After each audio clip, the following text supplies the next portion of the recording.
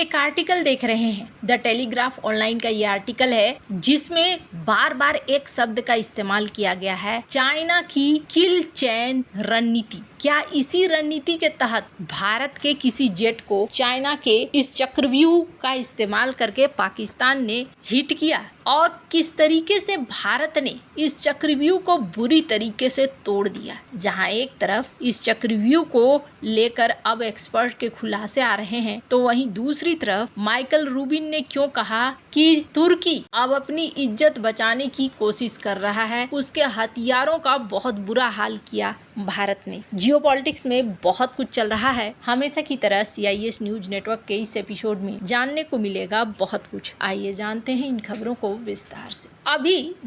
अभी बड़ा चर्चा का विषय बना है CDS अनिल चौहान का एक बयान, जिसमें कथित तौर पर उन्होंने स्वीकार किया है कि भारत के जेट को निशाना बनाया गया और इस जेट के कितने नंबर हैं ये किसी को पता नहीं है और उन्होंने भी साफ नहीं किया। लेकिन हाँ, कुछ एक्सपर्ट कह रहे हैं कोई 5-6 नंबर नहीं है, लेकिन एक फाइटर जेट को एक खास रणनीति के तहत निशाना बनाया गया और कहा जा रहा है कि हो सकता है चाइना का और पाकिस्तान का एक ही फोकस था और वो फोकस था कि किसी तरीके से हमें एक फाइटर जेट को मार गिराना है। भारत उस वक्त समझ नहीं पाया और भारतीय एयरफोर्स इस चीज के लिए तैयार नहीं थी। उन्हें लगा था कि ऑपरेशन सिंदूर जो सीधे आतंकियों के ठिकाने पर बरसा रहा था भारत बम, उस समय पाकिस्तान का रिएक्शन वैसा नहीं हो, लेकिन पाकिस्तान ने चाइना से एक हथियार मंगाया था और उसी समय इस हथियार को लेकर खबर भी आई थी। उस समय ये कहा गया था कि पाकिस्तान ने चाइना को सीधे सीधे कहा कि आप हमें जल्दी से जल्दी हथियार दो, और चाइना ने क्या किया, अपने गोदाम से हथियार निकाल कर भेज दिया पाकिस्तान को। अब गोदाम में रखे हथियार और एक्सपोर्ट वर्जन, इन दोनों में अंतर होता है। जो बेचने के लिए कोई भी देश निर्यात करने के लिए मिसाइलें रखते हैं, उनकी रेंज ओरिजिनल से हमेशा कम होती है। कहा गया कि PL-15 मिसाइलें जो चाइना ने भेज दी और उनकी रेंज ओरिजिनल रेंज थी, क्योंकि वो गोदाम से निकली हुई थी और इसके लिए एक खास रणनीति बनी और उसी खास रणनीति को कहा गया किल चेन। ऐसा लगता है जैसे भारत कोई न कोई जवाब देगा, कोई न कोई एक्शन लेगा। इस चीज को चाइना और पाकिस्तान समझ गए थे और उन दोनों ने मिलकर एक ऐसा चक्रव्यूह रचा, एक रणनीति जिसे कहते हैं किल चेन रणनीति, जिसका मकसद होता है किसी टारगेट को पहचान कर उसे नष्ट करना। कौन जीत रहा है कौन हार रहा है नहीं, उसे बस किसी भी कीमत पर फाइटर जेट को नष्ट करना है। फाइटर जेट के बीच डॉग फाइट के दौरान, खासकर एयर टू एयर कॉम्बैट में किल चेन को समझना बहुत जरूरी होता है, क्योंकि यही तय करता है कि कौन पहले देखता है, कौन पहले निशाना लगाता है, कौन पहले हमला करता है। एक प्रसिद्ध विश्लेषक है माइकल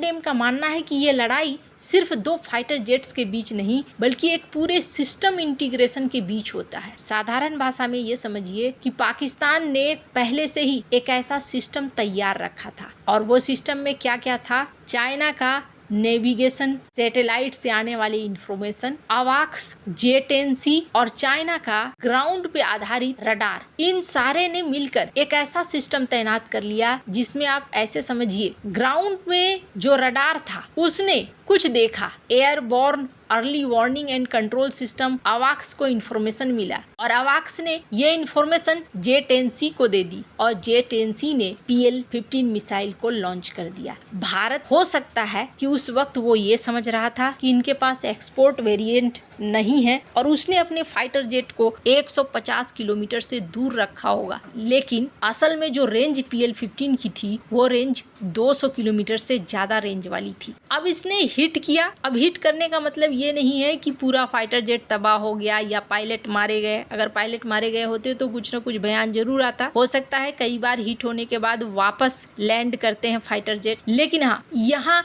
2 चीजें हुई। पहली चीज, भारत को PL-15 की ओरिजिनल रेंज मिल गई और ओरिजिनल वेरिएंट मिल गया। अब इस वेरिएंट को लेकर आपने देखा कि किस तरीके से दुनिया भर के देश चाह रहे हैं, खास करके 5 वाइज देश इस वेरिएंट को चाह रहे हैं। दूसरी बड़ी चीज ये हुई कि भारत को ये चीज समझ में आ गया कि यहाँ पर जो रेंज है वो ओरिजिनल रेंज है, टैक्टिकल गलती है, 140 की रेंज समझना गलत है। और ऐसा लगता है उसके बाद भारत ने अपनी रणनीति बदली, और उस रणनीति में क्या था कि भारत ने कहा अच्छा तुमने एक चक्रव्यूह के लिए पूरा सिस्टम बना रखा है, हम पूरे सिस्टम को ही उड़ा देंगे। और भारत ने फिर इसी चक्रव्यूह के तहत अवाक्स को भी मार गिराया, इसी चक्रव्यूह के तहत इनके डिफेंस सिस्टम को भी तबाह किया और कथित तौर पर बेस को तबाह कर दिया, रडार को तबाह कर दिया। तो इस पूरे चक्रव्यूह को तोड़ा भारत ने, और इसी चीज को CDS अनिल चौहान ने कहा कि हमने गलती से सीखा और दूसरे दिन हम पूरे पावर में निकलकर सामने आए। तो भारत को एक जीत तो यहाँ पर मिली, और पाकिस्तान का मनोबल कि भारत के ऊपर वो मनोवैज्ञानिक बढ़त करेगा वो धरा का धरा रह गया, बल्कि